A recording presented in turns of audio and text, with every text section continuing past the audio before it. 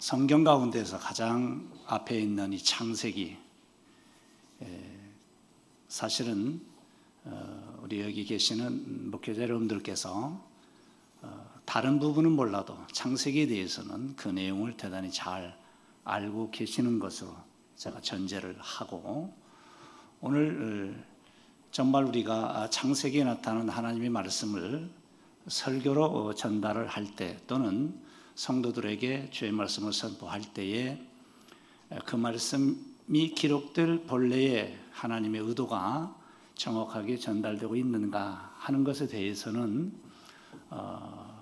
또 다른 생각을 우리가 할 수밖에 없다, 그런 생각을 해봅니다. 그래서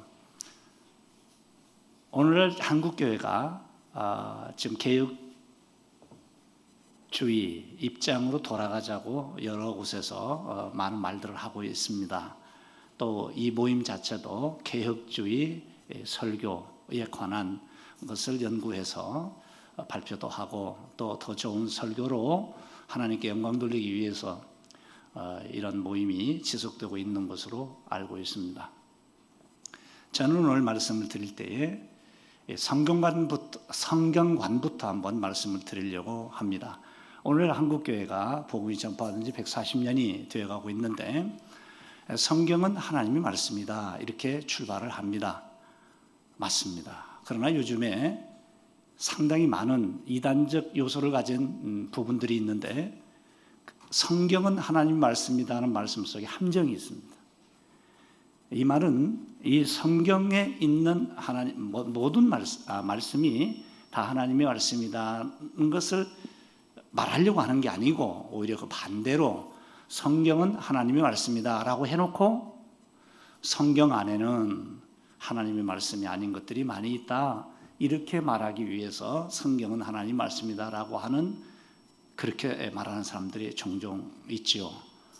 그래서 오늘날에는 파사 그라페, 그러니까 그라페만 하나님의 말씀이라는 말이 아니라 그 앞에 파사 그라페, 디모데 후서 3장 14절 이하에 있는 말씀처럼 모든 성경은 하나님의 말씀이다. 여기서부터 출발을 해야 됩니다. 그러니까 설교자가 구약이든 신약이든 설교를 할 때 가장 기본적으로 갖춰야 될 입장은 파사그라페, 모든 성경은 하나님 말씀이다 라고 전제를 해야지, 그라페, 성경은 하나님 말씀이다 라고 한다면 거기 안에는 많은 빈틈들이 있다는 것입니다. 두 번째로는 예수님께서 이 땅에 계실 때에 요한복음 5장 39절이나 누가복음 24장 44절 같은 경우에서 너희가 성경에서 영생을 얻는 줄 생각하고 이 성경을 상고하고 연구하지만 이 성경은 곧 나에 대한 것이다, 예수 그리스도에 관한 것이다, 이런 말씀한 것을 기억하셔야 됩니다. 이때 요한복음 5장 39절에서 예수님께서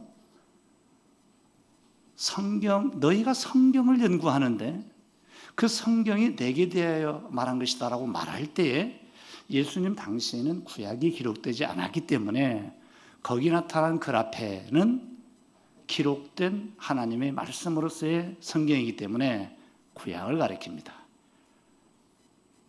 그렇기 때문에 예수님이 직접 말씀하신 구약은 나에 대한 기록이다. 여러분, 누가 이 말씀을 부정하겠습니까? 이건 어느 유명한 신학자가 한 말이 아니에요. 유명한 사도들이 한 말도 아닙니다. 이 땅에 계시던 예수님께서 직접 유대인들에게 선포하신 말씀이에요. 너희가 성경에서 영생을 얻는 줄 생각하고 이 성경을 상고하지만은 이 성경은 나에 대한 것이다. 그래서 종교개혁의 모토 중에 하나인 솔라 스크립추라, 성경으로 돌아가자 라는 말을 면밀히 성경신학적으로 검토해보고 그 당시의 문헌들을 비교해보면 그리스도에게로 돌아가자는 말입니다. 솔라 스크립추라, 성경으로 돌아가자. 성경의 중심과 핵심과 언약의 중심이 예수 그리스도예요. 그러니까 솔라 스크립추라라는 말조차도 그리스도에게로 돌아가자는 말입니다. 누가복음 24장 44절에서 부활하신 주님께서 예수 그리스도의 십자가의 죽으심과 부활을 더디 믿고 부활하신 주님에 대해서 생각도 안 하던 제자들에게 예수님이 나타나셔서 말씀하신 내용 가운데 모세의 오경과 선지자들의 글과 시편에 나를 가리켜 기록한 것이 이것이니라. 여러분, 거기 누가복음 24장에서 이것이니라 라는 지시대명사가 뭘 가리킵니까? 바로 예수님의 십자가에 죽으심과 부활을 가리킵니다. 내가 지금 십자가에 죽었다가 부활하지 않았느냐? 이것을 모세 오경과 선지자들의 글과 시편에 나타나 있다. 저는 그래서 오늘 창세기에 나타난 언약 중심의 하나님의 말씀을 드리기 이전에, 그리고 창세기를 어떻게 설교할 것인가 라는 말씀을 드리기 이전에 우리가 성경은 무엇인가라는 성경관으로 돌아가자는 거예요. 그래서 오늘날 많은 우리 주변에 성경은 하나님의 말씀이다, 맞는 것 같지만은 함정이 있습니다. 어떤 부분은 하나님의 말씀이고 어떤 부분은 아니라는 말을 하기 위해서 그런 말을 하고 있는 것이죠. 그래서 파사글 앞에 모든 성경은 하나님의 말씀이다, 나는 바울 사도의 근거에 의해서 창세기에서부터, 그러니까 아직 신약 성경이 기록되기 전에는 그 앞에 기록된 모든 하나님 말씀, 구약은 예수 그리스도에 관한 기록이다 라고 주님께서 말씀하신 그 내용과, 또 주님께서 이제 십자가에 죽으시고 부활하신 이후에 사도들이 성령의 감동에 의해서 성경을 말하는 그 성경관, 디모데후서 3장 14절 이후에 있는 이 말씀은, 거기는 파사그라페, 모든 성경은, 그래서 거기 모든 성경은 구약을 포함해서 앞으로 기록될 신약까지 모든 성경은 하나님의 말씀이다, 이렇게 이 얘기를 하는 것이 신학적으로 옳습니다. 자, 이러한 상황에서 보면 예수님께서 말씀하신 구약이라고 하는 것은 예수 그리스도에 관한 말씀이다, 이렇게 이제 인정을 할 수밖에 없지요. 이렇게 볼 때에 그러면 구약 가운데서도 맨 앞에 있는 오경이라고 말하는, 그리고 오경의 일부인 이 창세기는 어떤 내용일까? 예수님의 말씀에 의하면 그 안에는 그리스도에 관한 언약으로 가득 차 있습니다.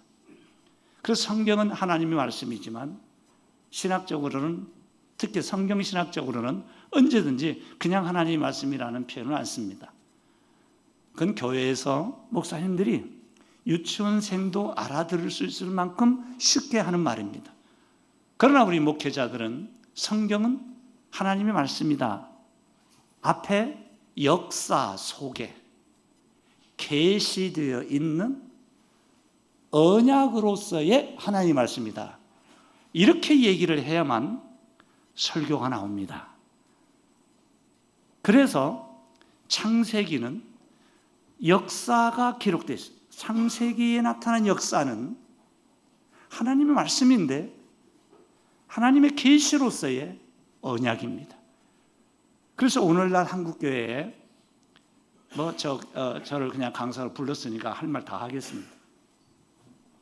오늘날 한국교회가 약 30년 전부터 문해주의가 들어와서 문해주의가 마치 개혁주의인 것처럼 가정을 하고 있는데, 문해주의 역할이 굉장히 컸습니다, 우리 한국교회에. 하지만 이 문해주의의 단점이 벌써 30년 동안에 지적되기 시작했고 엄청나게 신학적으로 나타났습니다. 문해주의라고 하는 것은 프랑스 소시르라고 하는 하나님의 믿는 사람도 아니에요. 신학자도 아니에요. 그는 문학가입니다. 그는 언어학자예요. 그 사람의 주장에 의해서 나타나기 시작하다가 1970년도 미국 성서 신학회장인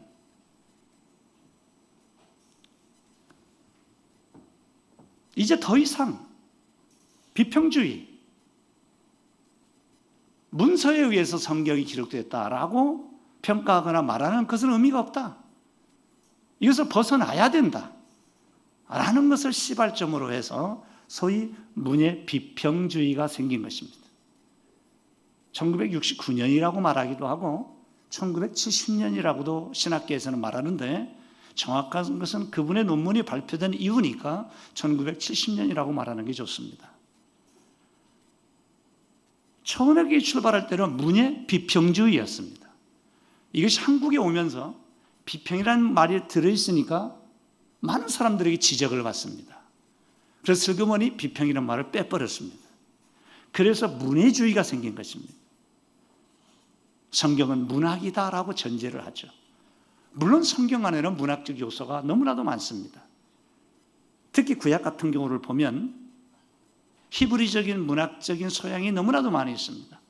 하지만 성경 안에 문학적 요소가 있지만 성경을 문학이다라고 말하면서 신학을 전개하는 문예 비평주의는 받아들이기 굉장히 어렵습니다. 혹시 이번 강의 가운데 문예 비평주의 학자가 와서 강의를 할지도 모르겠는데 제가 이 말씀을 드리는 것은 제가 한 30여 년간 문예 비평주의를 연구해 보니까 굉장히 좋은 점도 많이 있습니다. 그런데 거기에서 비판되어야 될 점은 그리스도가 안 보입니다. 그리스도가 안 보이는 신학은 의미가 없다고 저는 생각을 합니다. 모든 신학이 주님의 몸된 교회에 유익이 되어야 합니다. 주님의 몸된 교회에 유익되지 않은 신학은 탁상공론에 지나지 않는다고 저는 그렇게 생각합니다. 저도 총신대 신학대학원 총신대학 8년 강사 시절을 거쳐서 칼빈 대학에서 25년 동안 지금 구약을 강의하고 있는데 그동안에 저 나름대로의 문예 비평주의도 연구해보고 성경과 더불어서 학생을 가르치는 때 느끼는 것이 주님의 몸된 교회에 유익되지 않은 신학은 의미가 없다는 것이 제 결론이고 따라서 그리스도가 보이지 않는 성경 해석도 의미가 없다. 저는 그렇게 생각을 합니다. 그래서 오늘 저는 짧은 시간이지만은 이 전체적인 방향을 좀 우리 목회자들에게 말씀을 드리고 싶은 것이죠. 그것은 바로 성경은 아까 앞에서 제가 길게 말씀드렸습니다마는 성경이라고 하는 것은 특히 구약은 역사 속에 계시되어 있는 언약으로서의 하나님의 말씀이다. 이걸 전제로 한다면 언약 신학자들이 지금까지 거의 한 50년에 걸쳐서 주장해 온 바 유기적이며 점진적인, 제가 흑판이 있으면 좀 기록하면서 말씀드리고 싶은데 유기적이며 점진적으로 나타나는 이 성경의 언약을 봐야 됩니다. 이를테면 여러분 보십시오. 족장 시대에는 아무 데서나 제사를 드렸잖아요. 모세 시대에는 회막을 만들으라고 하나님 말씀하시고 회막을 중심으로 성막을 만들라고 말씀하시고 성막 안에 하나님의 계시의 언약으로서의 율법을 그 안에 집어넣게 하시고 그 다음에 그 성막을 중심으로 회막을 만들어서 처음으로 하나님께 제사를 드릴 수 있는 이 제도가 생겨나지 않습니까? 족장 시대에는 없었던 제도가 모세 시대에 생깁니다. 그리고 이것이 다윗 시대에는 또 성전이라는 제도로 유기적이며 점진적으로 나가지 않습니까? 그리고 성전보다 더 큰 분이신 예수 그리스도가 이 땅에 오심으로 구약의 모든 성막 제도나 성전 제도는 예수 그리스도의 빛 아래서 사라져야 할 영광입니다. 그래서 출애굽기 34장에 모세가 시내산에서 율법을 받아들고 올 때 얼굴에 광채가 났습니다. 모세는 수건으로 가렸습니다. 왜냐하면 그 영광을 이스라엘 백성들에게 보이기 싫어했기 때문입니다. 조금 시간이 지나니까 그 광채가 사라졌습니다. 여러분 고린도전서에서 사도 바울이 이것을 설명합니다. 어떻게 설명합니까? 문예주의로 설명합니까? No. 수사적으로나 구조적으로 설명합니까? No. 언약적으로 설명합니다. 모세의 얼굴에 나타나는 광채는 너무 위대한 광채였습니다. 하나님과 직접 대면하면서 하나님으로부터 받은 광채였지만 사라질 광채에 지나지 않는다는 것입니다. 누구에 의해서? 고린도전서에서 사도 바울은 예수 그리스도 그분에 의해서 구약의 모든 언약이 성취되기 때문에 그분 아래서는 사라질 영광이 지나지 않는 영광이었다고 말하고 있지 않습니까? 그래서 성경에 있는 언약은 족장 시대의 언약, 모세 시대의 언약, 그 뒤에 선지자들의 시대, 그리고 다윗 시대 그 언약, 영광, 그리고 그리스도에 의해 성취되는 그 말할 수 없이 크고 위대한 언약과는 비교가 되지 않습니다. 이렇게 우리가 성경을 대할 때 언약적으로 보면 성막이 있다가 성막이 성전 안에 삼켜집니다. 성전이 예수 그리스도의 십자가의 죽으심으로 삼켜지는 것입니다. 성취가 되는 겁니다. 이것이 저는 성경을 대할 때 성경은 하나님의 말씀이지만 역사 속에 계시된 나타난 언약으로서의 하나님의 말씀이다. 이렇게 얘기를 하고 있습니다. 제가 아까 앞에서 문해비평주의 신학이 한국에 와가지고 문해주의라는 이름으로 꽃이 피고 열매를 맺었는데 거기에는 그 가장 큰 비평적인 요소가 그리스도가 안 보인다 이런 말씀을 드렸습니다. 이제 앞으로 창세기는 어떻게 설교할 것인가 마지막 결론에 창세기 안에서도 그리스도를 설교해야 된다고 말씀을 해야 됩니다. 그럼 이렇게 말합니다. 어떤 목회자들은 그러면 성경에서 그리스도만 말하면 다른 얘기는 할 필요가 없지 않느냐? 아닙니다. 우리가 그리스도에 의해서 구원받았고 구원받은 이후에도 그리스도와 함께 살아야 하고 그리스도를 위해서 살아야 하고 그리스도의 말씀에 순종하면서 그분의 지상명령을 이 땅에 선포하며 살아야 합니다. 그리고 그분이 계시는 하나님 우편 주님의 나라로 가야 합니다. 그러니까 그리스도로 구원받고 그리스도와 함께 살고 그리스도를 위해서 살아가고 그리스도가 계시는 그곳에 가야 하는 이 전체적인 의미에서 그리스도를 빼놓고는 설교할 게 없다는 것입니다. 그리스도만 얘기하면 어떻게 맨날 그리스도만 설교하느냐라고 반문하는 분들에게 제가 말씀을 드리는 것입니다. 그럼 그리스도를 말하지 않고 무슨 얘기를 합니까? 이게 저의 되짚는 질문입니다. 모든 것이 그리스도와 연결하지 않으면 안 됩니다. 이것이 바로 요한복음 5장 39절에 있는 너희가 성경에서 영생을 얻는 줄 생각하고 성경을 상고하지만 이 성경이 나에 대한 기록이다 라고 말씀하신 것과 무관하지 않습니다. 그래서 아까 제가 문해비평주의 얘기를 조금 하다 말았는데 지금 한국교회가 뭐 다 밝히겠습니다. 한국교회에 유명한 신학교에 계시는 구약신학자들, 미국 칼빈 신학교에 있는 딜라드 앤드 롱맨 투 교수, 이 교수가 문해비평주의를 가지고 구약을 해석했습니다. 이것이 한국교회에 그대로 카피되어서 전달되고 있습니다. 누구라고 제가 말하지는 않지만 총신대학 신학대학원의 구약 아무개 교수님도 그분의 책을 읽어보면 전부 다 미국 칼빈 신학교의 딜라드 앤드 롱맨 투 교수의 글을 그대로 카피해서 교재로 만들고 있습니다. 제가 너무 엄청난 말을 해버립니까?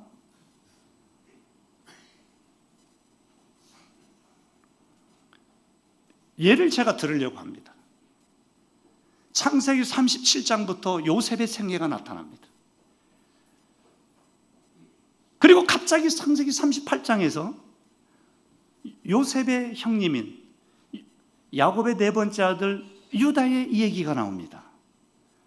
그리고 다시 창세기 39장부터는 아무 일도 없었다는 듯이 요셉의 이 얘기로 이어지고 있습니다. 자, 이것을 미국의 칼빈 신학교 교수였던 그 딜라드 교수와 그리고 롱맨 투 교수는 이걸 어떻게 해석하느냐 하면 창세기 37장에 요셉이 하나님의 언약을 이루기 위해서 역사에 등장을 합니다. 그리고 갑자기 요셉의 얘기가 중단이 되고 창세기 38장에서 우리 목사님들이 잘 아시는 유다의 얘기가 나옵니다. 그래서 유다가 자기 며느리와 동침을 했다. 그래서 아이를 낳은 사건이 나옵니다. 그리고 성경은 또 갑자기 39장으로 넘어가서 요셉을 통해서 하나님의 언약이 어떻게 연결되는가가 나오고 있습니다. 자,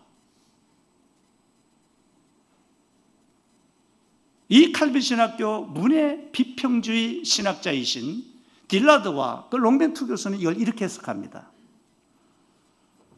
창세기 37장에 요셉이 역사의 무대에 등장해서 하나님의 거룩한 뜻을 이루는 사람으로 나타났으나 요셉을 더 크고 위대한 인물로 만들기 위해서 성경 기록자는 수사적인 방법을 도입했다는 것입니다.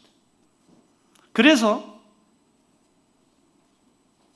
요셉의 형인 유다, 야곱의 네 번째 아들 유다 이야기를 거기다가 삽입했다고 해석을 하고 있습니다. 이렇게 해석을 해버리니까 무슨 얘기가 나옵니까? 그 다음에 창세기 39장에 요셉은 성적인 유혹을 받았지만 그 성적인 유혹을 코람데오, 하나님이 보신다. 하나님 앞에서 내가 어떻게 범죄할 것인가 라는 이 얘기를 하면서 그 성적인 유혹을 이깁니다. 그래서 이걸 어떻게 해석하느냐 하면 창세기 37장과 창세기 39장 사이에 있는 이 창세기 38장의 내용을 문해 비평주의, 우리 한국교회에서는 문해주의라는 신학 아래서는 요셉의 인품과 요셉의 인격과 요셉의 삶을 크게 확대시키기 위해서 일부러 요셉의 형인 유다의 이야기, 유다의 아주 처참한 얘기, 성적 타락의 얘기, 며느리와 동침하는 그런 얘기를 그 가운데 삽입시킴으로써 그 다음에 요셉이 성적 유혹을 이긴 이것을 크게 돋보이게 하기 위해서 수사적으로 그렇게 기록하고 배열했다, 이렇게 말합니다. 여러분 어떻습니까?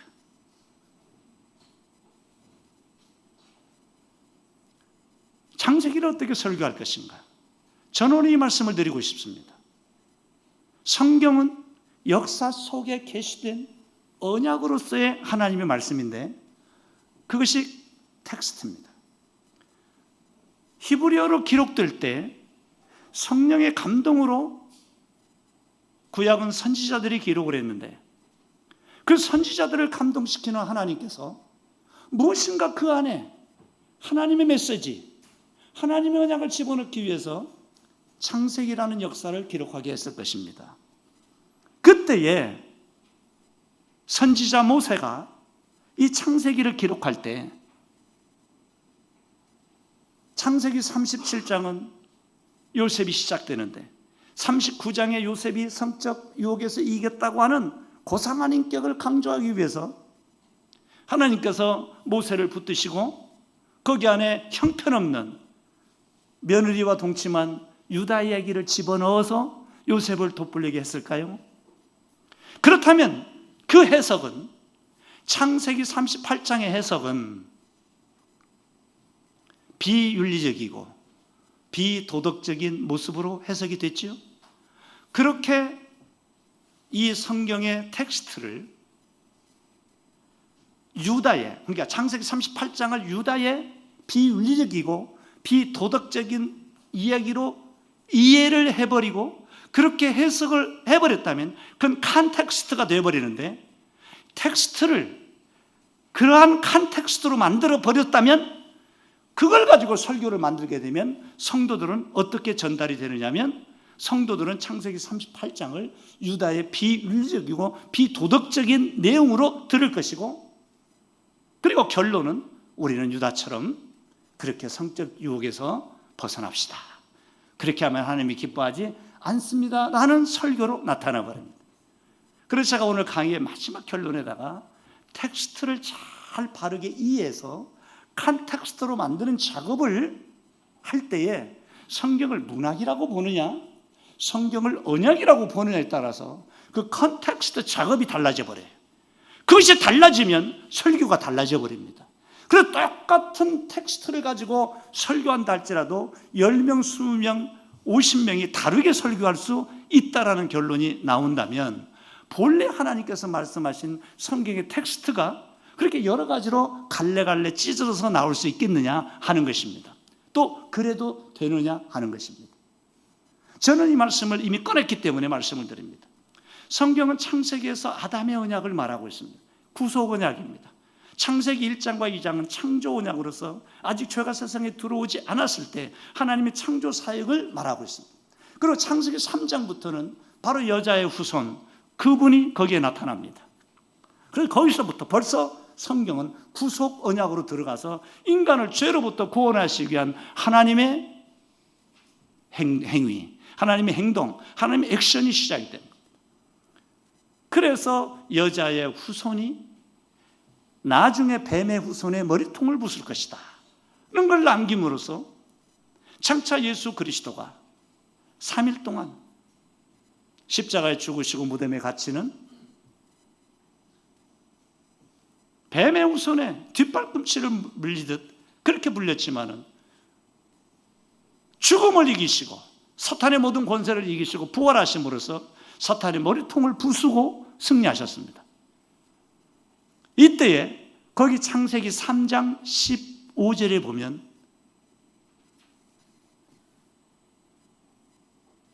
자르아흐 후라고 하는 두 단어가 나옵니다. 히브리어로. 자르아흐 직역을 하면 그녀의 씨라는 말입니다. 이 자르아흐 그녀의 씨라는 말을 우리 한글 개역 성경에서는 여자의 후손이라고 번역을 했어요. 그런데 더 놀라운 것은 그 뒤에 후라고 하는 히브리어 지시대명사가 나옵니다. 이 단어는 3인칭 남성 단수입니다. 그래서 히브리어로 보면 여자의 후손, 그러니까 그녀의 씨, 그녀의 씨가 누구냐 뒤에 바로 설명이 되어 있습니다. 그분입니다. 그분. 그래서 신약 성경을 읽어보면 예수님께서 뜻하지 않게 사복음서를 읽어보면 내가 곧 그로라 하는 말씀이 많이 나타나죠. 바로 이 그로라. 예를 들어서 요한복음 4장에 보면 예수님께서 사마리아 여인과 대화를 합니다. 2명밖에 없기 때문에 대화의 호칭이 뭡니까? 나, 너 이렇게 돼야 됩니다. 그런데 요한복음 4장을 자세히 읽어보면 예수님이 사마리아 여인과 대화를 하면서 나, 너를 사용하는 게 아니라 가끔 주님께서 뭘 사용합니까? 그가 오시면 이렇게 말하고 있는 장면을 여러분들이 요한복음에서 목격할 것입니다. 그가 누굽니까? 바로 구약 성경에 언약적으로 예언되어 있는 메시아 예수 그리스도입니다. 그래서 마지막에 사마리아 여인이 이렇게 고백하죠. 메시아가 오시면 당신이 지금 나한테 한 모든 말이 이루어질 것이라고 나는 지금까지 믿어왔다. 그러니까 주님께서 그 사마리아 여인에게 내가 바로 그로라. 내가 바로 그다. 앞에서 예수님 말씀하셨어. 사마리아에게. 그가 너에게 생수를 줄 것이다. 그가 너에게 생수를 줄 것이다. 이렇게 말씀하시다가 마지막으로는 내가 곧 그로라. 구약의 창세기 3장 15절에 여자의 후손 자르아흐 후 그녀의 씨. 그래서 이 자르오라는 말은 씨라는 말입니다. 영어의 씨드. 이 말이 우리 한국말로는 자손, 후손 이런 말로 번역이 되는데 놀랍게도 여기서부터 시작된 후손이란 말이 노아의 후손, 아브라함에게서 후손, 다윗의 후손. 이 후손으로 언약적으로 쭉 연결이 되어서 갈라디아서 3장 16절에서 사도 바울은 구약에서 말한 후손이 누구냐? 아브라함 때도 하나님께서 너의 후손, 너의 후손, 너의 후손이라고 많이 말씀을 하셨는데 그 후손이 누구냐? 노아의 후손, 노아의 후손 이렇게 말씀하셨는데 그 후손이 누구냐? 창세기 3장 15절에 여자의 후손이 누구냐라고 말할 때 갈라디아서 3장 16절에서 사도 바울이 이렇게 말합니다. 그 후손이라는 자르오라는 이 말, 자르아흐라고 하는 이 말이 언제나 단수로 사용됐다. 복수로 사용된 게 있다. 예를 들어서 아브라함의 후손 할 때 그 후손이란 말이 복수로 사용됐다면 아브라함의 혈통적인 후손을 가리켰을 것이다. 그러나 성경에서 창세기를 읽어보면 아브라함의 후손이라고 말할 때 그 후손은 언제든지 단수다. 단수이면 아브라함의 혈통적인 후손이 아니라 한 사람을 가리키는데 그 한 사람은 예수 그리스도시다. 제 해석이 아닙니다. 유명한 언약신학자들의 해석이 아니에요. 갈라디아서 3장 16절에 사도 바울의 해석입니다. 어떻습니까? 여러분, 구약에 나타난 그 후손이라고 하는 말들을 자세히 보면 하나님께서 누군가를 이 세상에 보내시기 위하여 창세기부터 시작된 그 여자의 후손 언약을 이루시기 위하여 그 거대하고도 긴 물줄기의 역사를 주님이 오실 때까지 구약의 역사를 이끌어 가신 분이 하나님이십니다. 이게 구약입니다. 그래서 우리가 성경을 지금까지 앞으로도 구약, 신약 이렇게 부르지 않습니까? 이 두 가지의 단어는 누구를 중심으로 만들어진 것입니까? 우리 주님 예수 그리스도를 중심으로 해서 만들어진 용어입니다. 우리 주님 예수 그리스도가 이 땅에 오시기 전에 언약을 옛 언약, 구약, 우리 주님 예수 그리스도가 오신 이후의 언약을 신약, 새 언약. 어떻습니까? 그러면 구약, 신약이라는 용어를 쓰는 것 자체가 누구를 중심으로 썼다고요? 예수 그리스도 중심으로 씁니다.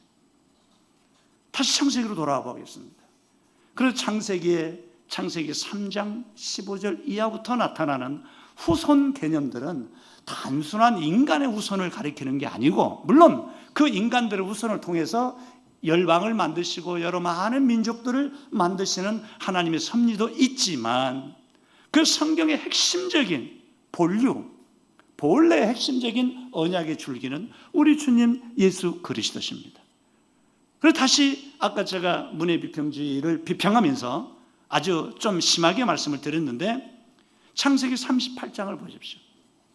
이 언약신학의 줄기 아래서는 앞에 있는 언약이 씨앗이라면 그 다음 언약은 약한 줄기고 그 다음 언약은 큰 줄기고 그 다음 언약은 꽃이 피고 그 다음 언약은 열매를 맺었다고 보는 거예요. 그래서 창세기에 나타난 아담의 언약은 씨앗입니다. 여자의 후손. 노아의 언약은 노아 시대에 온 인류를 다 멸망시켜버렸어요.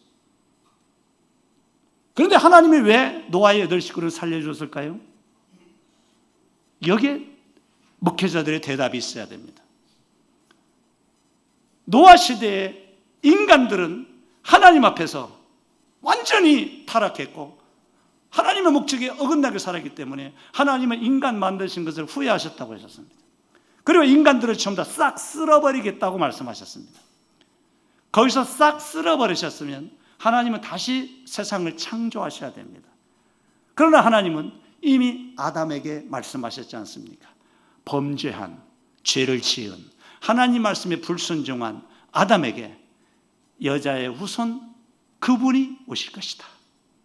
그랬는데 노아 시대에 싹쓸이 해버리면 하나님은 당신의 언약을 스스로 거역하신 것이 됩니다. 그래서 노아의 8식구에게 은혜를 베푸셔서 그들을 남은 자로 여기시고 그들을 통하여 다시 인류가 이 땅에 존속하도록 은혜를 베푸신 것입니다. 따라서 노아의 홍수 심판의 설교를 하실 때 하나님의 언약 아래서 설교하지 않고, 여러분 보십시오. 노아 시대에 노아 외의 모든 사람들은 다 성적으로 타락했고 폭력적이었고 너무나도 죄를 많이 지어서 하나님이 다 그 죄 때문에 심판해 버리셨습니다. 여러분, 죄 때문에 심판해 버렸다면 노아의 8 식구도 죄 때문에 심판을 받아야 하는 것이 성경의 정직성이에요. 그런데 노아의 8 식구는 창세기 6장 1절에서 다 죄인이다 이렇게 선언합니다. 그리고 창세기 6장 8절에서 그러나 노아는 하나님의 은혜를 입었더라. 노아도 노아 당시의 사람들과 똑같이 하나님의 홍수 심판을 통하여 멸망받아야 마땅한 사람이었습니다. 그러나 하나님은 아담의 언약을 기억하시고 그 언약을 역사 속에서 이루시는 하나님의 절대 주권 아래서 노아를 살려놓으신 것입니다. 왜 하나님이 그럴 고난이 없겠습니까? 그래서 노아의 8 식구만은 그들도 죄인이고 홍수 심판을 통해서 죽어 마땅해야 된 백성들이지만 하나님이 살려두셔서 아담의 언약을 연속적으로 그리스도가 오실 때까지 이 땅의 인간을 보존하시기 위하여 남겨두신 거예요. 그래서 이것을 보존의 언약이라고 하지 않습니까? 그래서 아담의 언약을 구속 언약의 시작이라고 본다면 노아의 언약을 보존의 언약이라고 말을 하는 것입니다. 하나님께서 보존하지 않았으면 다 죽었습니다. 아담의 언약이 중단되고 말았습니다. 그러나 하나님은 거짓말쟁이가 되어버립니다. 그러나 하나님은 하나님의 절대 주권 아래서 노아의 8 식구를 살려놓으신 것이죠. 그러니까 노아의 홍수심판을 설교할 때도 여러분 오늘 설교를 잘 들으셨다면 노아 시대의 노아는 다른 사람처럼 성적으로 타락하지 않았고 올바르게 살았기 때문에 하나님이 그들을 살려주셨습니다. 여러분도 이 시대에 범죄하지 않고 하나님 앞에서 올바르게 살면 노아처럼 구원을 받아줬습니다 하는 설교는 거짓말입니다. 그건 잘못된 것입니다. 이것이 연장선상에 노아 시대에 노아도 하나님의 은혜로 구원을 받았어요. 다만 그가 당시에 노아는 의로운 사람이다, 경건한 사람이다 이렇게 하나님이 칭찬을 해주신 것은 이제 내가 120년 후에 심판을 내릴 테니까 배를 만들어라는 하나님의 약속의 말씀을 그가 믿고 순종했기 때문에 그는 믿음으로 의롭게 된 다음에 하나님의 말씀에 순종하여 그 나름대로 말씀에 순종하는 삶을 배를 만들기까지 살았기 때문에 말씀에 순종하여 의롭게 된 자라는 의미에서 의로운 자라는 칭호를 얻은 것입니다. 자, 이렇게 해서 인간이 또 아담의 언약을 이루시기 위하여 창세기 보존이 되지 않습니까? 그래서 창세기 5장에는 첫 번째 족보가 나옵니다. 계보가 나옵니다. 그래서 아담에서 노아까지의 계보가 딱 끝이 나죠. 그리고 거기서부터 다시 창세기 10장까지 아브라함이 등장하기까지의 또 계보가 나옵니다. 그래서 아담에서 노아까지 한 텀이 이루어지고 노아에서 아브라함까지 또 한 텀이 계보로서 이루어지고 이제 아브라함의 후손 이삭, 이삭의 후손 야곱, 야곱의 아들 유다, 유다의 후손이 유다 왕국을 이루고 다윗이 태어나고 다윗에게 주신 하나님의 언약으로 이어지다가 다윗의 언약의 후손으로 예수 그리스도가 이 땅에 오심으로 구약의 모든 언약은 성취가 되죠. 그래서 아담의 언약이 시작이라면 노아의 언약은 보존이고 아브라함은 하나님의 부르심을 받고 아들을 낳지 못하는 그가 아들을 주신다는 하나님의 약속의 말씀에 그가 순종함으로 믿음으로 의롭게 되었습니다. 자, 여기서부터 벌써 신약을 내다봅니다. 그래서 갈라디아서 3장과 4장, 로마서 4장과 5장에서 제일 많이 인용하는 성경 구절이 아브라함의 언약입니다. 그 가운데서도 창세기 15장 6절입니다. 아브라함이 하나님을 믿으니 이것을 그의 의로 여기셨도다. 이것은 아브라함 한 사람을 위한 언약이 아니라 오늘날 이 시대에 예수 그리스도를 믿음으로 의롭게 되어 구원을 얻는 이것을 벌써 아브라함 시대에 하나님께서 보여주셨다. 어떻습니까? 창세기 15장의 내용은 벌써 로마서까지 연결이 되어버리는 거예요. 성경은 하나예요. 하나의 언약이에요. 다만 아까 말씀을 드린 것처럼 예수 그리스도 중심으로 그분이 오시기 이전에 모형과 그림자로 나타났어요. 그래서 아브라함에게 주신 믿음으로 의롭게 되는 이 언약을 갈라디아서나 로마서에서 사도 바울이 그렇게 많이 인용하면서 구원을 설명하는 이유는 그것은 그리스도 오시기 전에 모형과 그림자로서 구약시대의 사람들도 하나님의 약속의 말씀을 믿는 믿음으로 구원을 받았다. 약속의 말씀은 신약시대에 살고 있는 사람들은 그 약속이 성취되어서 실제로 이 땅에 오신 예수 그리스도 그분의 십자가의 죽으심과 부활을 믿는 믿음으로 의롭게 되어 구원을 받는다. 똑같다. 이렇게 설명이 되는 것이죠.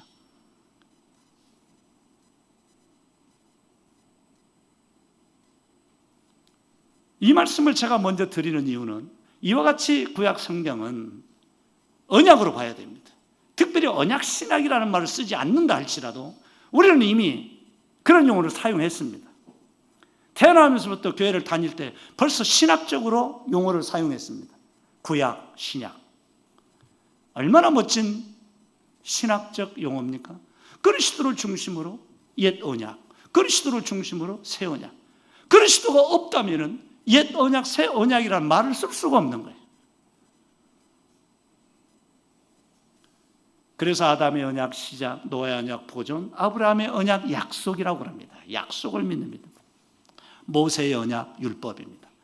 그래서 율법이라는 말은 언약이라는 커다란 카테고리 안에 들어있는 조그마한 용어예요. 율법과 언약을 구분해서 말하는 것은 잘못된 것입니다. 성경은 창세기에서부터 요한계시록까지 하나의 언약이에요.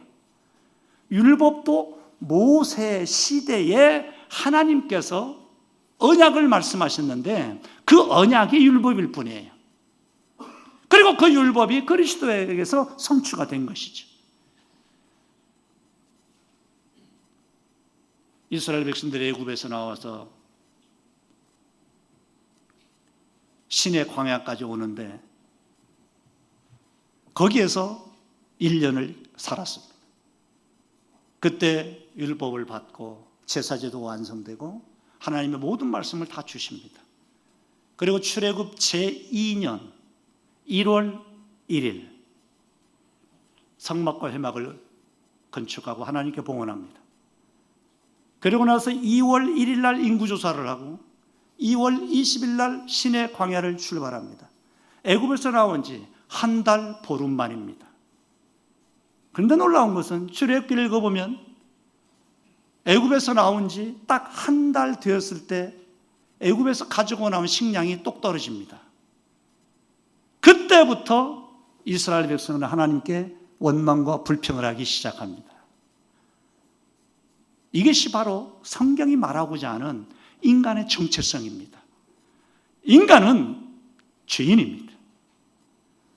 구약을 아무리 살펴봐도 언제 한번 인간들이 하나님의 마음을 기쁘시게 하고 하나님께 영광을 돌리고 하나님 말씀에 순종하면서 하나님께 멋지게 주의 말씀에 순종했다고 하는 장면이 없습니다. 이것은 뭘 말해주느냐면 그러기 때문에 예수님이 이 땅에 오셔야 한다는 당위성을 그렇게 역사 속에서 보여주고 있는 거예요. 여러분 보십시오. 족장시대 보십시다. 얼마나 인간들이 하나님 앞에 탐욕적이고 죄만 짓습니까? 노아의 홍수심판 때 네피림이 나타나죠. 아브라함 시대, 족장시대 언제 그들이 주님을 기쁘시게 합니까? 하나님이 야곱을 선택해서 70명을 만드십니다. 왜요?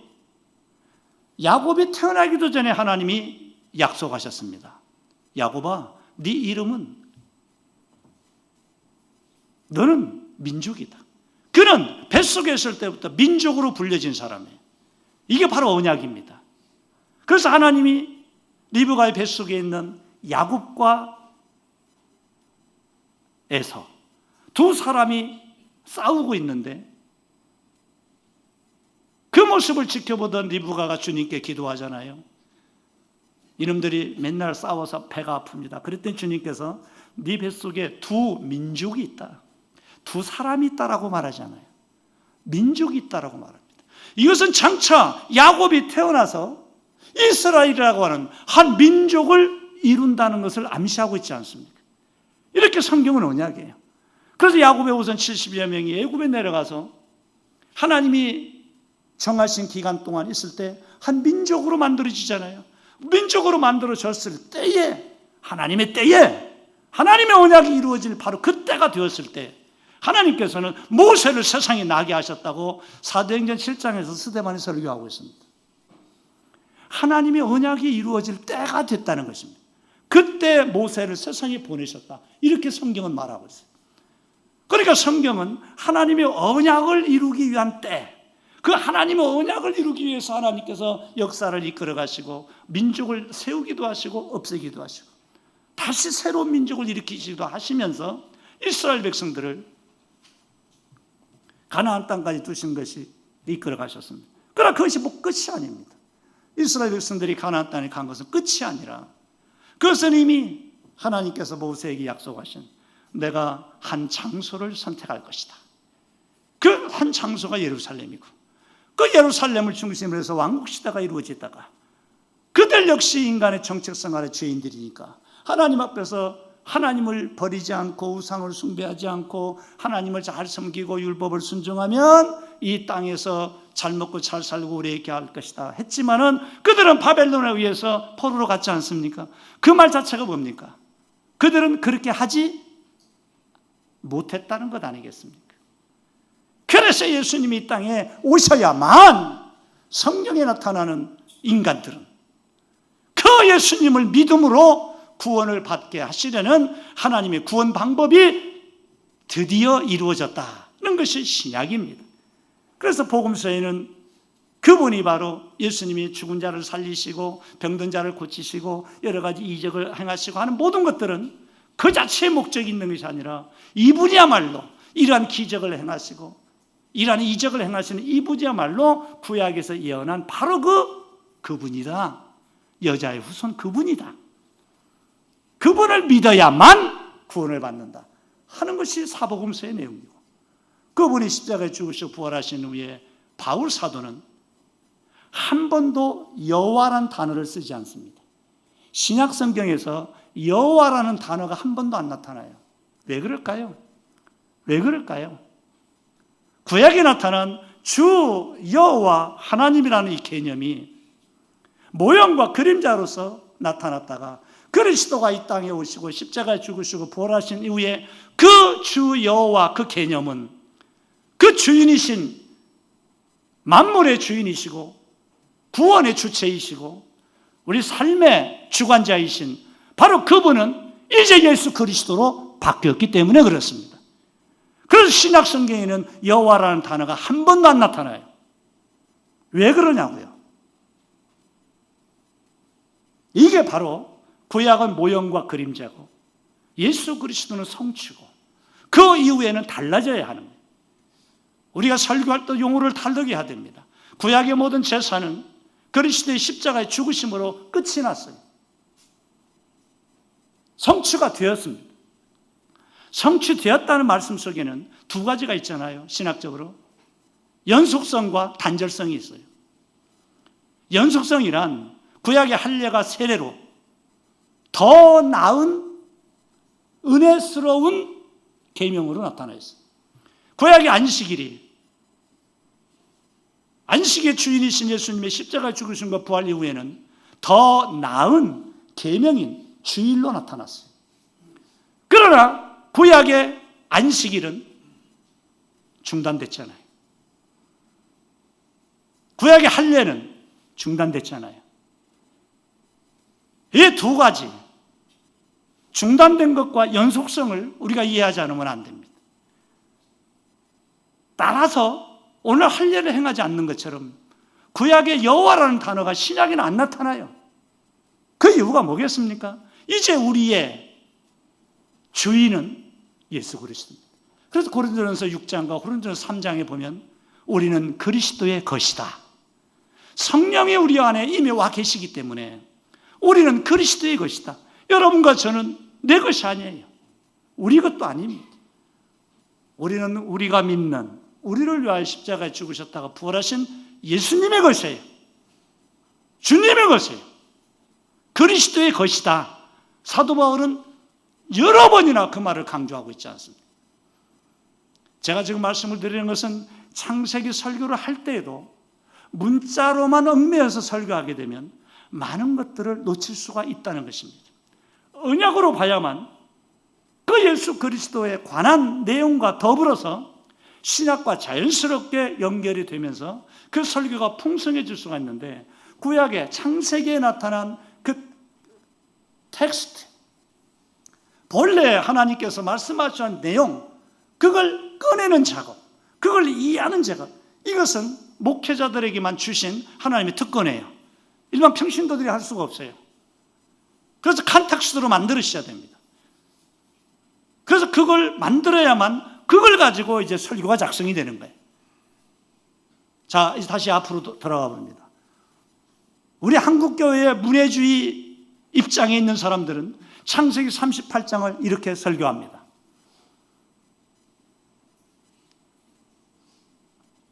요셉의 신앙과 인격을 높이기 위해서 유다의 얘기를 꺼내서 삽입한 내용인데, 유다는 자기 아내가 죽은 다음에 며느리의 성적 유혹에 넘어가서 그만 동침하고 말았다.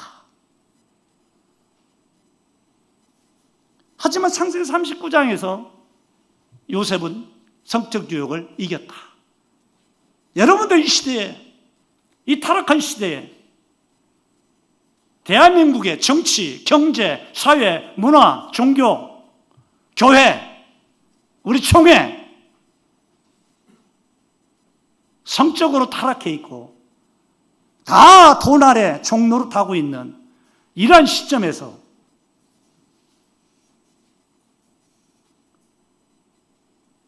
요셉은 그런 유혹을 잘 이겼기 때문에 칭찬을 받아야 마땅한 그 의미를 부여하기 위해서 창세기 38장에 유다와 다말의 사건을 일부러 삽입해서 기록했다. 이렇게 설교해서는 안 됩니다.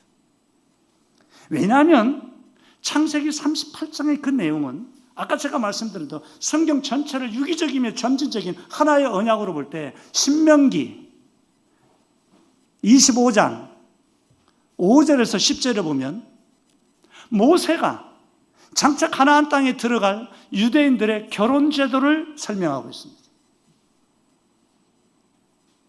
그것을 이름하여 언약신학자들은 계대결혼이라고 부릅니다. 예컨대 어떠한 유대인 여자가 유대인 남자에게 시집을 갔습니다. 그 시집간 그 집에서 아들을 낳지 못하고 자기 남편이 죽으면 그 여자는 절대로 그 집에서 벗어날 수가 없습니다. 죽은 남편의 형이나 동생, 만약에 형이나 동생이 없으면 사촌, 사촌도 없으면 육촌, 육촌도 없으면 팔촌, 그 가문의 누군가는 차례대로 그 여인과 동침을 하거나 결혼을 해서 그 가문에, 아까 제가 창세기 3장 15절에서 말씀 자르오 씨 후손을 남겨줘야 합니다.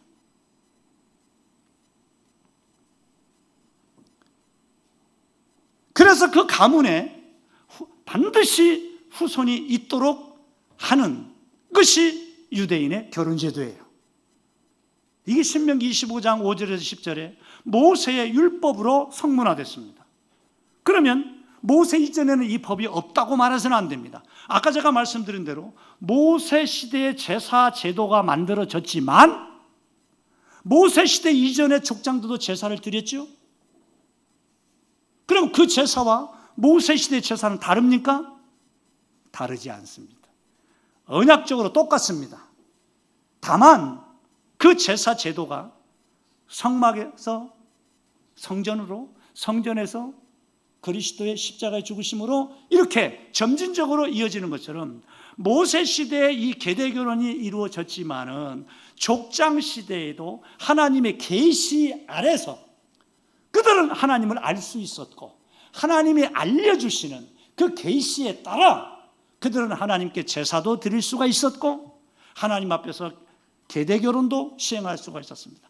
그래서 유다도 여러분 그 창세기 38장을 주의 깊게 읽어보면 유다가 요셉이 애굽으로 팔려져 가고 요셉의 아버지는 요셉이 짐승에게 잡혀서 죽은 것으로 잘못 알고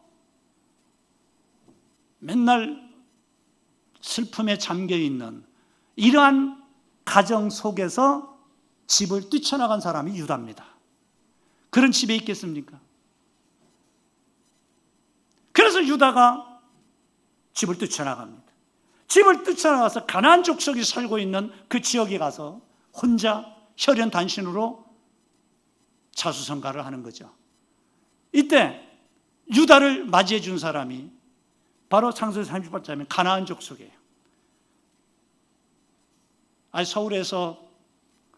부산에서 서울로 올라온 어떤 한 남자가 자기를 먹여주고 재워주고 입혀주고 직장도 주는데 얼마나 감사하겠어요. 열심히 일했습니다. 그랬더니 유다를 받아준 그 가나안 사람이 자기의 딸을 유다에게 주어서 유다가 결혼을 하죠. 그래서 유다가 엘과 오난과 셀라 3명의 아들을 낳습니다. 어느덧 시간이 흘러서 유다는 자기의 장자인 엘을 장가를 보냅니다. 그런데 성경에 보면 그 엘이 하나님 앞에 뭔가 범죄를 했습니다. 그래서 하나님이 죽여버립니다. 보십시오. 유다의 아들 엘이 다말과 결혼을 했는데 다말의 남편인 엘이 하나님 앞에서 뭔가 잘못을 저질러서 죽임을 당하니까 장례식 마친 후에 유다가 2번째 아들인 오난을 불러다가 뭐라고 말하죠? 기억하시는 목사님 계십니까? 유다가 오난을 불러서 뭐라고 말씀합니까? 예, 오난아, 너 오늘 밤 하나님의 계시에 따라 하나님의 말씀에 따라 장차 신명기 25장 5절에서 10절에 완성될 하나님의 계시에 따라 네 형수 오난과 동침하라는 말을 하죠. 그 말을 하면서 유다가 이렇게 말합니다. 너는 죽은 내 형 엘의 동생된 자로서의 의무를 이행하라. 어떻습니까? 의무를 이행하는 겁니다. 신명기 25장 5절을 10절에 보면 계대결혼의 의무가 있습니다. 형이 죽으면 동생이 형수와 동침해서 아들을 낳아줘야 돼요. 바로 이 말을 하고 있는 거예요, 유다가. 저는 지금 여기서 어떤 내용을 말씀드리는 것보다는 이와 같이 모세 오교에 있는 언약이 족장 시대의 언약보다는 좀 더 점진되었고 성숙했다는 거죠. 그것이 다윗 언약 때 더 크게 성전으로 점진되었고, 그리고 예수 그리스도가 오시고 십자가에 죽으시고 부활하심으로 구약의 모든 피 흘림의 제사 제도가 성취되었다는 그 말씀을 드리고 싶은 것입니다. 그래서 유다의 2번째 아들 오난이 다말과 동침하는데 동침하다가 2번째 아들 오난이 하나님 앞에서 죽임을 당하죠. 여러분 창세기 38장 하나만 제대로 이해해도 성경의 언약이 무엇인가를 알 수 있습니다. 형을 대신해서 형수와 동침하던 오난이 죽임을 당합니다. 어떤 추석을 보니까 가나안의 나쁜 풍습을 받아서 가나안에 살고 있던 유다 가정에 이렇게 가나안의 악행 풍습이 들어왔다, 이렇게 설명하는 책들도 많이 있습니다. 절대로 그렇지 않습니다. 이 오난이 죽은 이유는 오난이 열심히 제가 또 이런 말을 해야 되는지 모르겠어요. 제가 학교에서 이런 말하다는 잠시 좀 멈춥니다. 하겠습니다. 오난이 그의 형수와 열심히 성행위를 하고 있습니다. 마지막 절정의 순간, 이 오난이 그의 형수의 몸속에 사정을 해야 될 순간이 옵니다. 이때 오난이 슬그머니 성행위를 멈추고, 옛날 한글 개역 성경에는 바닥에 사정했다, 땅에 사정했다 이렇게 나옵니다. 그러니까 여인의 몸속에 사정해야 될 오난이 여인의 몸 밖에 사정을 해버렸습니다. 이 모습을 물끄러미 바라보시던 하나님께서 오난을 죽여버립니다. 왜 죽였을까요? 바로 오난이 하나님의 계시로 주어진 신명기 25장 5절에서 10절에 있는 계대결혼 속에 나타난 죽은 형의 동생으로서의 의무를 하나님의 말씀에 순종함으로 이루어야 하는데, 그 하나님의 말씀에 불순종한 것이죠. 그래서 하나님이 죽여버린 것입니다. 그렇게 해서 유다의 세 번째 아들 셀라가 이제 다말과 동침해서 그 가문의 후손을 낳아줘야 되는데, 창세기 38장을 읽어보면 유다가 막아버립니다. 셀라가 아직 어리다는 이유로 다말에게 주지 않아요. 왜 그랬을까요? 또 다말과 동침하다가 죽을까 봐서. 나중에 그가 고백을 합니다. 그 친정에 보내죠. 다말을 친정에 보내버립니다. 친정에 가 있는 다말이 이제나 저제나 자기 시아버지 유다가 자기를 불러서 그 셀라와 동침해서 그 가문의 후손을 낳아줄 걸 기다리고 있는데 오지 않아요. 앞불사 소식이 왔습니다. 유다의 아내가 죽었다는 소식이 들립니다. 여러분, 창세기 38장에서 유다의 아내가 죽었다고 하는 이 내용은 대단한 내용입니다. 이제 유다는 더 이상 자기 아내와 동침해서 아들을 낳을 수 없게 되었다는 것을 보여주는 거예요. 그러니까 셀라의 동생이 태어나야 그가 자라서 다말과 동침함으로 후손을 내야만 이게 계대결혼이에요. 그러니까 이제는 그럴 수가 없죠. 자, 유다 가문에서 남자란 남자는 없습니다. 앞에 있는 엘 죽었죠. 오난 죽었죠. 셀라는 자격박탈이 된 것입니다. 계대결혼 속에서는 계대결혼을 하지 않을 수가 있습니다. 그때 성문에 있는 장로들에게 나아가서 신발을 대신 벗기우고 던져집니다. 그러면 그 사람은 평생 죽을 때까지 신발 벗기운 자라는 좋은 글씨를 달고 살아야 합니다. 그것은 자기 가문의 어려움을 동참하지 않았다고 하는 아주 잘못된 닉네임이에요. 유다의 아내가 죽자 친정에 가 있는 다말은 비록 가난한 여자지만 하나님의 계시에 따라서 유다 가문에 시집 온 다음에 이 계대결혼을 통해서 유다 가문의 후손, 그 후손을 남겨줘야 한다는 것을 그녀는 알고 있었습니다. 그래서 그녀가 한 것이 무엇입니까? 창녀로 변장을 해서 자기 시아버지와 동침을 하는 거죠. 그리고 도망을 가버립니다. 도망갈 때 놀라운 일이 벌어지죠. 유다의 신분 표시인 도장과 끈과 지팡이가 사라지잖아요. 왜 이것을 가지고 다말이 도망갔을까요? 나중에 밝혀집니다. 그는 도장과 끈과 지팡이가 있는 자는 구약 성경의 배경으로 보면 족장들 표시입니다. 리더자의 표시예요. 유다는 유다 족장의, 유다 가문의 최고의 리더자예요. 그래서 끈과 도장과 지팡이가 있다는 것은 유다에게 사법권과 행정권이 다 있다는 거예요. 최고 통치자예요.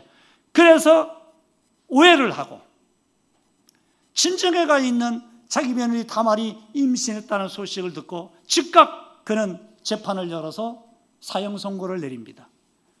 저 여자를 불에 태워라. 다말이 끌려왔습니다. 불에 태워질 순간에 이르렀습니다. 그때 다말이 가슴에서 뭔가를 꺼냅니다. 끈과 도장을 꺼내죠. 아마 지팡이는 기니까 안 가져왔을지도 모릅니다. 이걸 꺼내면서 이것의 주인이 내 뱃속에 있는 아기의 아빠입니다. 그 순간 자기 며느리를 불에 태워 죽이려던 유다가 며느리 다말에게 뛰어가서 뭐라고 말하던가요?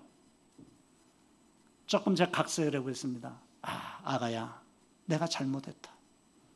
내가 몰랐구나. 너는 나보다 옳도다. 이런 고백을 합니다. 여러분, 창세기 38장에서 유다가 다말에게 너는 나보다 옳도다는 말을 히브리어로 보면 너는 나보다 의롭다 이렇게 되어 있어요. 차디크. 너는 나보다 의롭다. 여러분, 어떻게 다말이 유다보다 의로울까요? 그렇습니다. 이 말을 우리가 이해할 필요가 있습니다. 신명기 25장 5절에서 10절에 있는 유대인의 계명결에 의하면 유다 가문의 후손이 끊길 위험에 처해 있는데 유다는 자기 아들들이 죽어나가는 것만 보고 마지막 셀라까지 죽어나갈까 봐서 하나님의 계시의 명령인 계대결혼에 순종하지 않고 며느리를 친정으로 보내버렸습니다. 그러나 다말은 자기의 생명을 내걸고 하나님의 계시의 말씀에 순종하기 위해서 감히 시아버지와 동침하기 때문에 면박으로 자기를 가리고 마치 청녀처럼 꾸며서 자기 시아버지와 동침해가지고 시아버지 가문의 후손을 남기는 거죠. 그래서 유다는 너는 나보다 옳다. 비교급을 사용했습니다. 민맨니, 너는 나보다 옳다. 비록 유다는 족장이지만은 하나님의 계시의 말씀을 순종하는 데 있어서는 가나안 여자인 다말보다도 못한 남자였습니다. 그래서 그는 고백을 하죠. 너는 나보다 옳도다. 여러분, 왜 유다가 이런 고백을 했을까요? 다말이 자기가 갖고 있던 도장과 지팡이와 끈을 가져간 바로 그 여인이에요. 그 여인이 자기와 동침을 했어요. 이 다말은 이걸 가지고 도망간 이유는 나중에 자기가 친정에 가 있기 때문에 유다 가문이 아닌 다른 남자와 동침해서 아이를 가졌다는 오해를 갖고 죽임을 당할 수 있다는 걸 미리 알았어요. 그래서 그때에 내 뱃속에 있는 이 아이의 아빠는, 즉 나는 유다 가문의 남자들과 차례로 동침해서 이 가문의 후손 씨앗을 남기는 사람이기 때문에 내 뱃속에 있는 이 씨는 이 유다 가문의 씨라는 것이 증명이 되면 그는 살아나고 유다 가문의 씨가 아닐 경우에는 그는 죽임을 당하는 거죠. 그래서 자기 뱃속에 있는 씨가 유다 가문의 씨인 것을 알리기 위해서 유다의 신분 표시인 도장과 끈과 지팡이를 가져가 버렸습니다. 자, 여기까지만 얘기하겠습니다. 이렇게 해서 창세기 38장은 바로 뒤에 유다는 자기 며느리 다말과 결혼하여 메시아의 조상을 낳았습니다. 그리고 그때 나타난 조상이 룻기 4장에 나타난 메시아의 계보로 이루어지는 보아스와 연결이 됩니다. 어떻습니까? 성경은 언약입니다. 문해비평주의자들이 문자적으로 오늘날 윤리와 도덕을 가지고 성경 속에 들어와서 그 성경을 이해하려고 한다면 본래의 창세기에 나타난 텍스트의 내용을 컨텍스트로 순간 딜라드나 롱맨 교수처럼 그것은 문해비평주의에서 말하는 것처럼 요셉의 신앙을 극대화하기 위해서 그렇게 한 것이다 라고 컨텍스트로 만들어버리면 그걸 가지고 이제 설교가 작성이 됩니다. 그러면 창세기 38장은 아무것도 아니에요. 윤리나 도덕을 강조하는 설교가 되고 마는 것입니다. 물론 그리스도인은 윤리적이어야 하고 도덕적이어야 하고 최고의 윤리와 도덕을 강조해야 됩니다. 하지만 성경은 그것이 목적이 아니라는 데 있어요. 언제나 성경은 인간은 정체성을 얘기할 때 죄인입니다. 창세기 38장의 내용도 요셉의 신앙인격을 극대화시키기 위한 수사적인 방법으로 창세기 38장을 성경 기록자가 삽입했다. 그래서 창세기 39장에서 요셉의 고귀한 신앙인품을 높이기 위한 것이다. 이렇게 컨텍스트로 만들어버리면 설교는 그렇게 진행이 되어버립니다.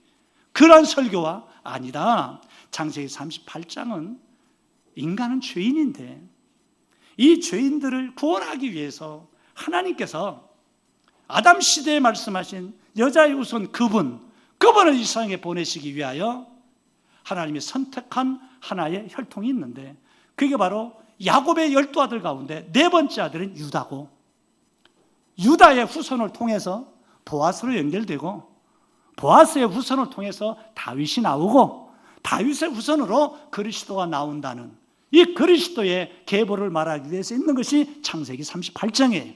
그러니까 창세기 38장도 예수 그리스도가 무관하지 않습니다. 요한복음 5장 39절에서 주님이 말씀하신 것처럼 너희가 창세기에서 설교를 하고 영성을 얻는 줄 생각하지만은 그 창세기가 나에 관한 기록이다 라는 말씀을 먼저 이해하지 않으면 안 되는 거예요. 이처럼 저는 창세기의 내용을 잘 알고 계시는 우리 목회자 여러분들에게 오늘 제가 특강으로 와서 말씀을 좀 드리는 것은 내용 자체를 물론 잘 알아야 됩니다. 그러나 창세기는 적어도 아담의 언약 시작입니다. 여자의 후손 그분에 관한 거예요. 여자의 후손 그분, 그리고 그분은 갈라디아서 3장 16절에서 예수 그리스도고, 노아의 후손을 거쳐서 아브라함의 후손을 거쳐서 다윗의 후손을 거쳐서 이 땅에 오신 그리스도.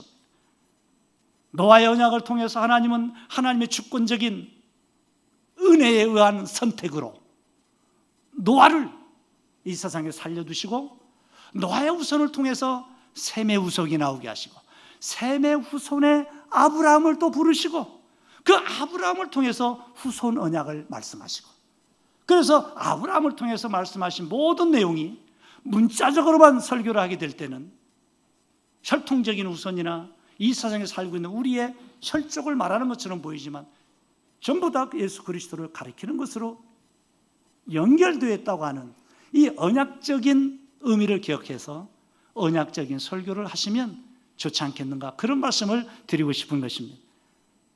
아브라함 얘기를 조금 더 하겠습니다.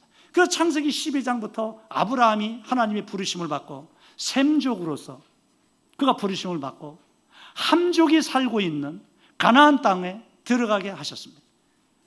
그리고 아브라함이 가나안 땅에 왔을 때 그 함족이 점령하고 있는 그 가나안 땅을 주님이 아브라함에게 말씀하기를 이 땅을 너 셈족에게 주겠다 말씀하십니다. 그래서 430년 후에 이스라엘 백성들이 한 민족을 이루고 다시 나올 때 함족을 다 몰아내고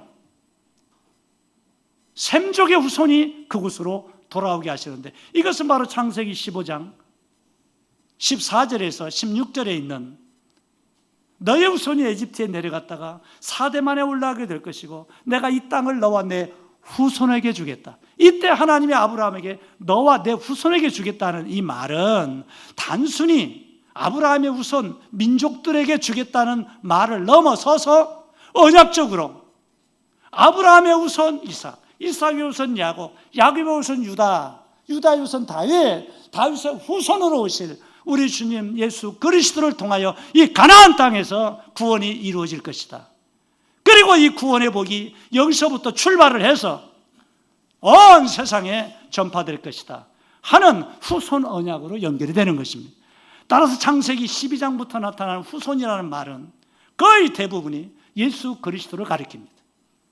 그래서 창세기 12장부터 나타나는 후손, 창세기 13장에 나오는 후손, 창세기 15장 그리고 17장을 거쳐서 여러분이 잘 아시는 아브라함이 이삭을 바치려다가 그 산에서 내려올 때 하나님으로부터 언약적 축복을 받는데 그 이전에 이미 족장들에게 주신 하나님 언약이 그대로 반복이 됩니다. 내가 너를 통해서 너의 후손이 하늘의 별과 같고 바닷가의 모래와 같이 많게 하실 것이다. 너의 후손을 통하여 천하 만민이 복을 받을 것이다. 이런 말씀을 하시잖아요. 그럼 하나님께서 아브라함에게 주신 너의 후손이 하늘의 별과 같고 바닷가의 모래와 같이 많다는 말은 무슨 말일까요? 또 아브라함 후손 너를 통하여 천하 만민이 복을 받을 것이란 말은 무슨 말일까요? 너무나도 단순합니다. 아까 말씀드린 갈라디아서 로마서에 보면 아브라함의 후손은 예수 그리스도를 가리키고 아브라함의 후손인 예수 그리스도를 믿는 자의 숫자가 하늘의 별과 같고 바닷가의 모래알같이 많을 때가 올 것이라는 언약적인 말씀입니다. 그리고 천하 만민이 아브라함 너를 통하여 복을 받을 것이라는 말씀도 갈라디아서 3장과 로마서 4, 5장에 보면 이 말씀은 먼 훗날 이방인들이 예수 그리스도를 믿어서 구원을 받을 것을 미리 하나님이 아시고 아브라함 때에 이 말씀을 하셨다, 이렇게 말하고 있는 것입니다. 창세기는 예수 그리스도를 떠나서는 설교를 할 수가 없습니다. 농축되어 있습니다. 성경 구약 전체의 언약이 이 창세기에 아담의 언약, 노아의 언약, 아브라함의 언약, 아브라함의 언약 속에 이삭과 야곱의 언약이 들어있고 요셉에게 말씀하신 언약까지 들어있습니다. 제가 앞 시간에 귀한 강사님의 강의를 뒤에서 조금 들었는데 마지막 결론이 나그네처럼 우리는 이 세상에 잠시 머물다가 우리의 본향인 천국에 갈 수밖에 없는 존재니까 그렇게 살자는 그 기도가 너무나도 제 가슴을 때렸습니다. 왜냐하면 창세기의 뒷부분이 바로 그걸 말해줍니다. 요셉과 야곱의 종말론적인 신앙이 거기에 있어요. 그래서 창세기는 그 하나의 예수 그리스도를 통한 믿음으로 얻게 되는 구원도 있을 뿐만 아니라 그리스도인들이 이 땅을 살아갈 때 야곱과 요셉처럼 그리고 아브라함처럼 이 땅에서 나그네처럼 살다가 우리의 본향인 천국에서 주님께서 부르실 때 그곳으로 가는 것으로 되어 있는 것이 창세기예요. 그래서 창세기 뒷부분은 종말론적인 신앙을 가르쳐줍니다. 창세기라는 하나 속에 예수 그리스도를 통한 구원의 역사와 그리스도를 믿고 살아가는 그리스도인들의 종말론적인 신앙까지도 다 들어있어요. 그래서 야곱이 죽을 때 뭐라고 말하죠? 내 시체를 이 에집트에 묻지 말고 어디에 묻어라? 막벨라굴에 묻어달라고 하죠. 이게 바로 야곱의 종말론적인 신앙이에요. 그 말은 무슨 말입니까? 하나님께서 언제일지 모르지만 나는 하나님의 언약이 이루어지는 것을 보지 못하고 죽지만 언젠가는 하나님의 언약이, 아브라함의 언약이 이루어져서 우리 민족이 애굽에서 나와서 가나안 땅으로 갈 때가 있을 것이다. 그러니 나는 여기서 죽지만 지금 가나안 땅에 묻어다오. 요셉도 죽을 때 이렇게 후손들에게 유언을 남깁니다. 내가 죽고 나면 하나님께서 언제인지 모르지만 아브라함의 언약을 이룰 때가 있을 것이다. 그러니까 야곱이나 요셉은 하나님이 그들에게 주신 언약이 이루어질 것을 믿고 살았습니다. 그 약속의 언약이 이루어질 걸 믿고 살았어요. 그래서 요셉도 죽을 때 언제인지 모르지만 하나님이 아브라함의 언약을 이루실 때가 올 것이다. 그때 너희들은 내 시체를 메고 올라가라. 그래서 출애굽기에 보면 이스라엘 백성이 애굽에서 나올 때 모세가 요셉의 시체를 메라고 명령을 내리잖아요. 그래서 요셉이 시체를 메고 가나안 땅으로 가지 않습니까? 이게 바로 종말론적인 신앙이에요. 어디에 그 얘기가 있습니까? 히브리서 11장에 있습니다. 히브리서 11장 5절 이하에 보면 족장들의 믿음으로 산 역사를 해석하는 히브리 기자는 이렇게 말합니다. 창세기를 이렇게 해석합니다. 뭐라고 해석을 하느냐 하면 우리 앞에 있는 아브라함이나 사라나 야곱이나 이삭이나 이런 사람들이 어떻게 살았느냐? 그들은 믿음으로 살았고 믿음을 따라 죽었다. 그들은 하나님의 약속을 받았지만은 자기 시대에 이루어지는 것은 못 보았으나 자기 시대 이후에라도 그 하나님의 언약이 이루어질 것을 믿고 살았다. 우리도 그렇게 살아야 한다. 이게 바로 히브리서 저자의 오경 해석입니다. 말씀을 맺겠습니다. 끝내라고 앞에 사회 목사님 나오신 것 같아요. 창세기는 언약입니다. 아담의 언약과 노아의 언약과 아브라함의 언약과 아브라함의 아들 이삭, 야곱에 이르는 언약입니다. 그리고 그 안에는 역사지만은 그 역사 속에 언약이 담겨 있고 그 언약의 핵심은 우리 주님 예수 그리스도입니다. 그래서 이 하나는 꼭 제가 말씀을 드리고 내려가고 싶습니다. 야곱 보십시오. 여러분 창세기 25장에 야곱이 나옵니다. 창세기가 50장인데 25장부터 50장까지가 야곱의 얘기예요. 왜 이렇게 야곱의 얘기가 길까요? 그렇습니다. 앞에 있는 아담의 언약과 노아의 언약을 이어서 아브라함의 언약이 역사 속에서 성취되어져 하는 과정을 우리에게 보여주는 겁니다. 그는 태어나기 전부터 민족이라고 불리웠습니다. 그래서 아브라함은 에서의 칼날을 피해서 밧단 아람으로 도망을 가잖아요. 거기 가서 4명의 여자를 통해서 12명의 아들을 낳잖아요. 이러한 일들이 야곱에게는 고통스러운 일이었고, 야곱의 삶 속에서는 그것이 너무나도 어려운 과정이었지만은 하나님께서는 그 과정을 통하여 하나님의 섭리 가운데 12명을 한 민족의 주춧돌로 만드신 것입니다.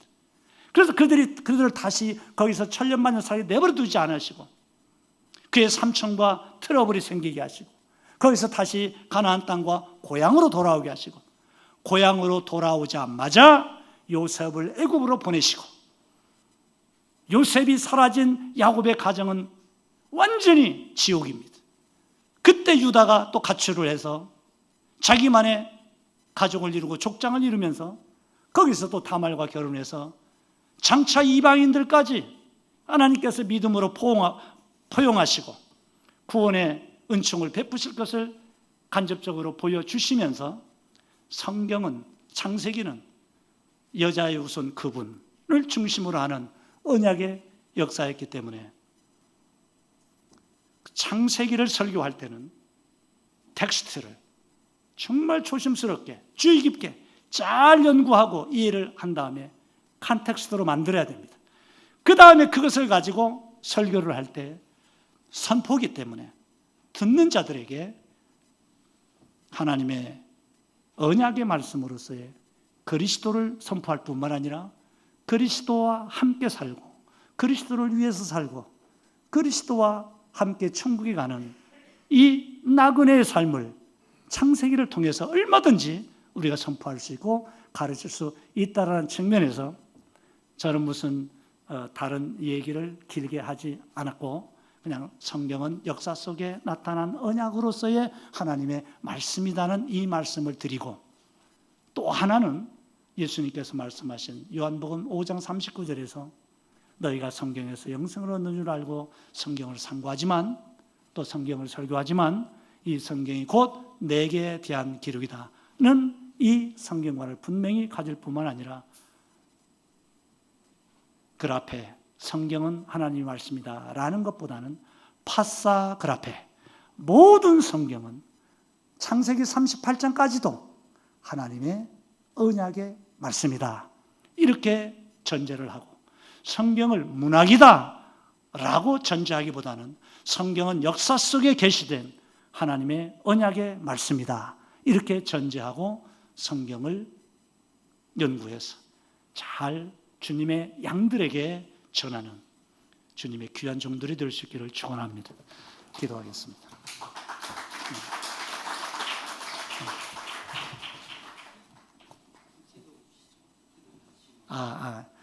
제가 창세기 38장만 얘기를 했는데 제가 한 20년 강의하면서 창세기 강의한 내용, 방금 제가 말씀드린 이러한 내용이 이 책에 다 있습니다. 혹시 필요하신 분은 뒤에서 구입하시면 좋겠습니다. 기도하겠습니다.